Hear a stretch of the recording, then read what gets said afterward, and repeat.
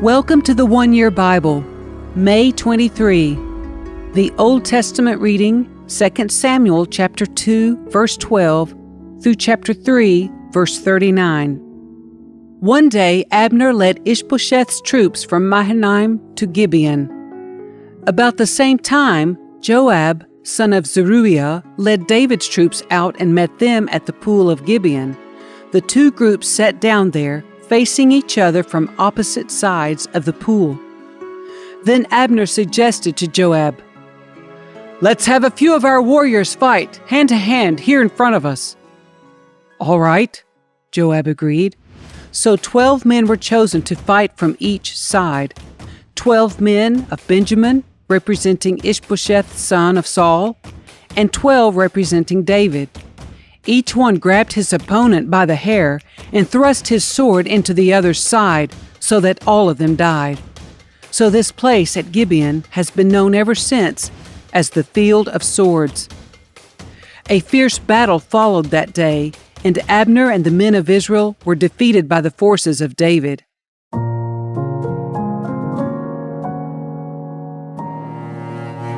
Joab, Abishai, and Asahel, the three sons of Zeruiah, were among David's forces that day.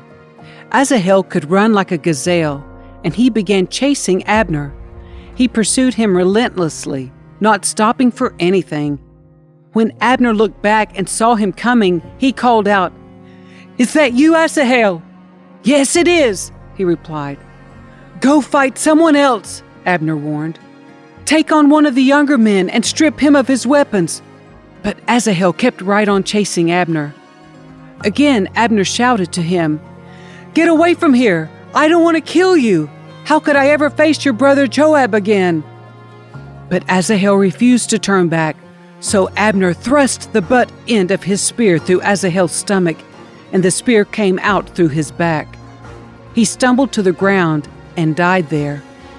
And everyone who came by that spot stopped and stood still when they saw Asahel lying there. When Joab and Abishai found out what had happened, they set out after Abner. The sun was just going down as they arrived at the hill of Ammah, near Giah, along the road to the wilderness of Gibeon. Abner's troops from the tribe of Benjamin regrouped there at the top of the hill to take a stand. Abner shouted down to Joab, "Must we always be killing each other? Don't you realize that bitterness is the only result? When will you call off your men from chasing their Israelite brothers?" Then Joab said, "God only knows what would have happened if you hadn't spoken, for we would have chased you all night if necessary." So Joab blew the ram's horn, and his men stopped chasing the troops of Israel. All that night Abner and his men retreated through the Jordan Valley. They crossed the Jordan River, traveling all through the morning, and didn't stop until they arrived at Mahanaim. Meanwhile, Joab and his men also returned home. When Joab counted his casualties, he discovered that only 19 men were missing in addition to Asahel. But 360 of Abner's men had been killed, all from the tribe of Benjamin. Joab and his men took Asahel's body to Bethlehem and buried him there in his father's tomb. Then they traveled all night and reached Hebron at daybreak. That was the beginning of a long war between those who were loyal to Saul and those loyal to David. As time passed, David became stronger and stronger, while Saul's dynasty became weaker and weaker.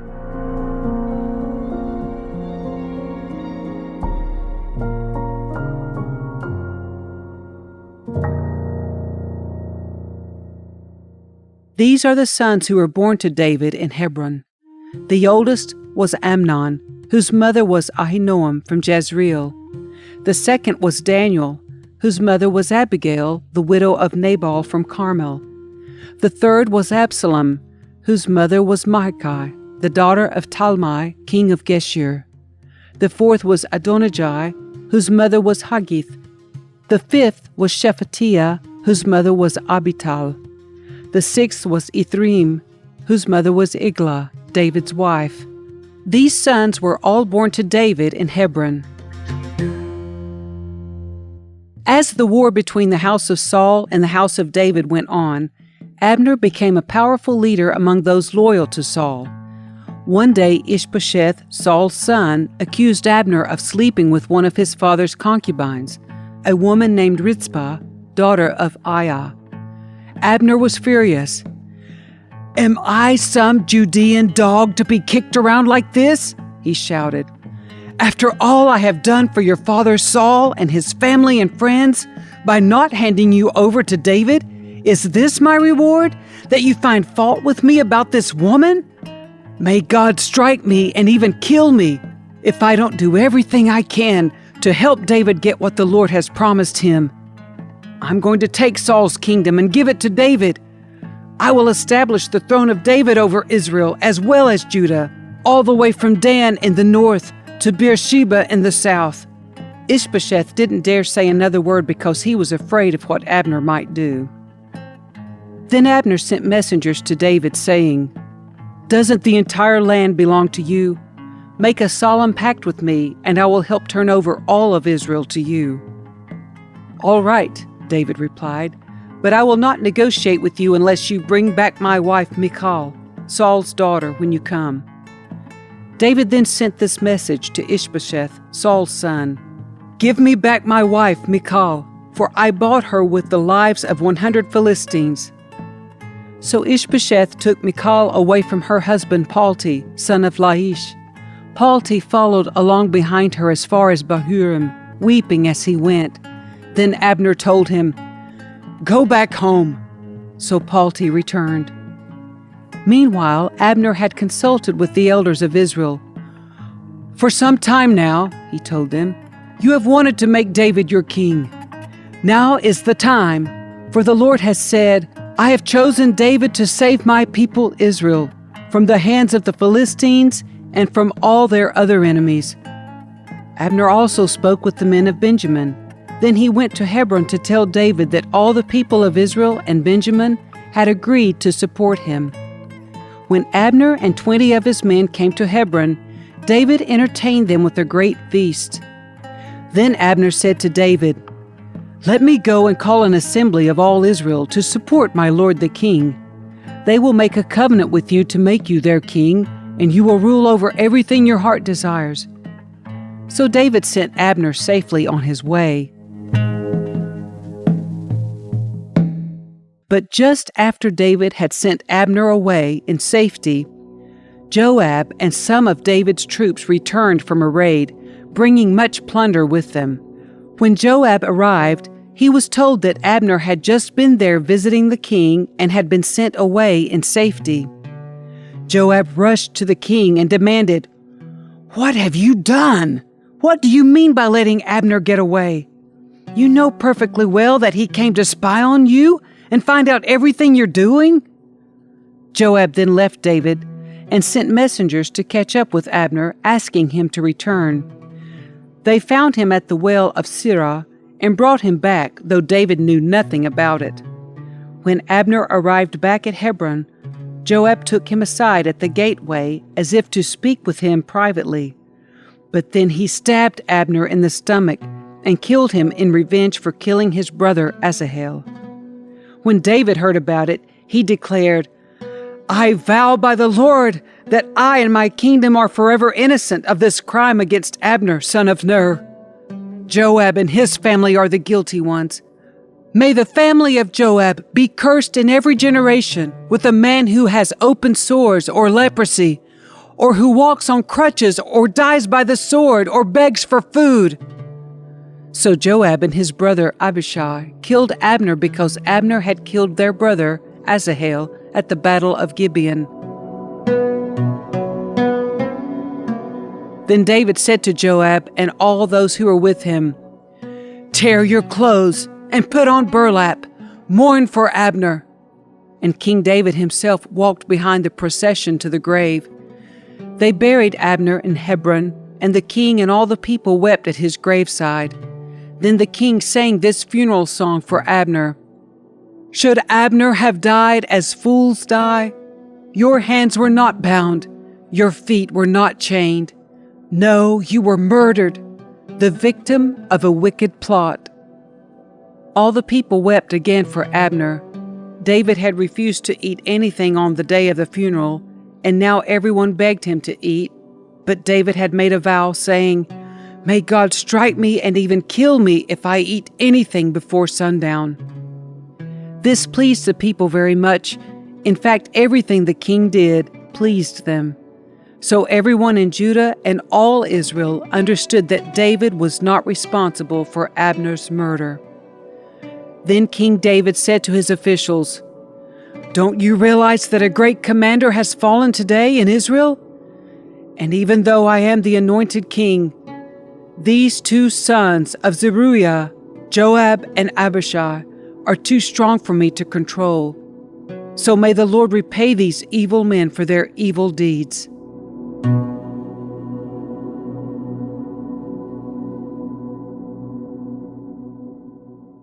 The New Testament reading, John chapter 13, verses 1 through 30.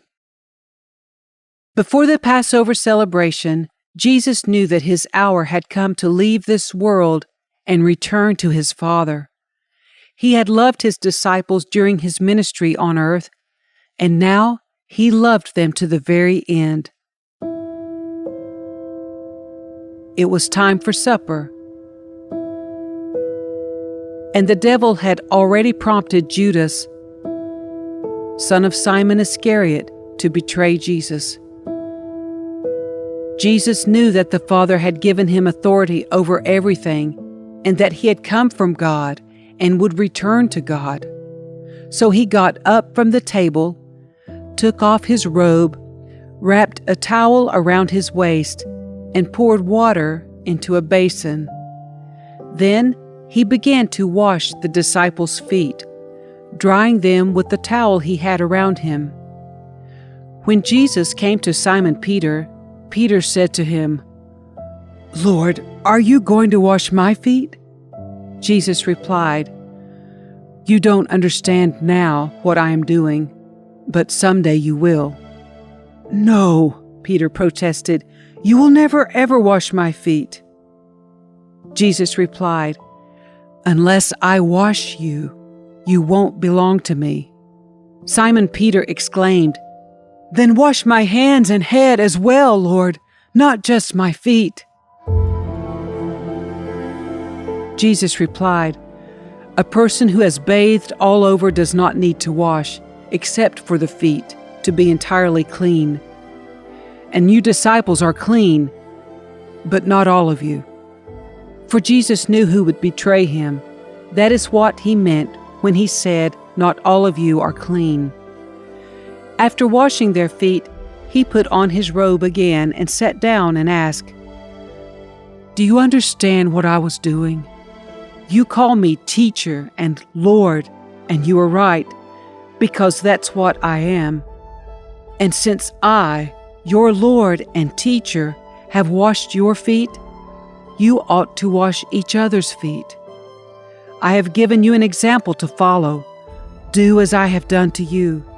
I tell you the truth, slaves are not greater than their master, nor is the messenger more important than the one who sends the message. Now that you know these things, God will bless you for doing them. I am not saying these things to all of you. I know the ones I have chosen. But this fulfills the scripture that says, 'The one who eats my food has turned against me.' I tell you this beforehand, so that when it happens you will believe that I am the Messiah. I tell you the truth, anyone who welcomes my messenger is welcoming me, and anyone who welcomes me is welcoming the Father who sent me." Now Jesus was deeply troubled, and he exclaimed, "I tell you the truth, one of you will betray me." The disciples looked at each other, wondering whom he could mean. The disciple Jesus loved was sitting next to Jesus at the table. Simon Peter motioned to him to ask, "Who's he talking about?" So that disciple leaned over to Jesus and asked, "Lord, who is it?" Jesus responded, It is the one to whom I give the bread I dip in the bowl." And when he had dipped it, he gave it to Judas, son of Simon Iscariot. When Judas had eaten the bread, Satan entered into him. Then Jesus told him, "Hurry and do what you're going to do." None of the others at the table knew what Jesus meant. Since Judas was their treasurer, some thought Jesus was telling him to go and pay for the food, or to give some money to the poor. So Judas left at once, going out into the night.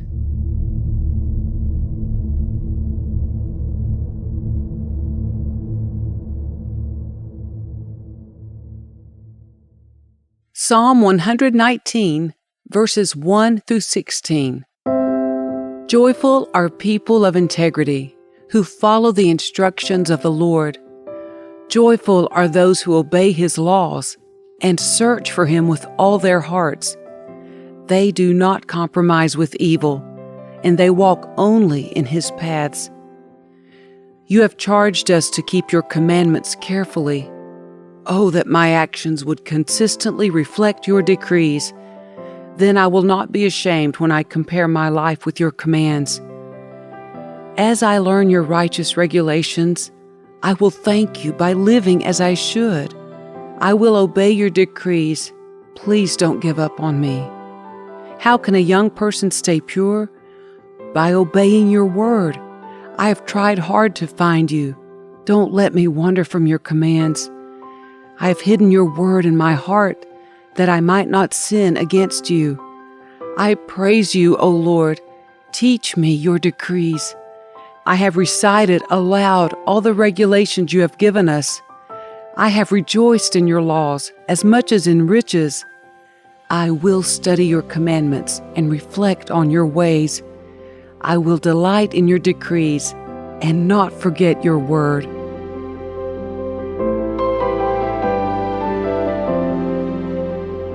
Proverbs 15, verses 29 and 30. The Lord is far from the wicked, but He hears the prayers of the righteous. A cheerful look brings joy to the heart. Good news makes for good health.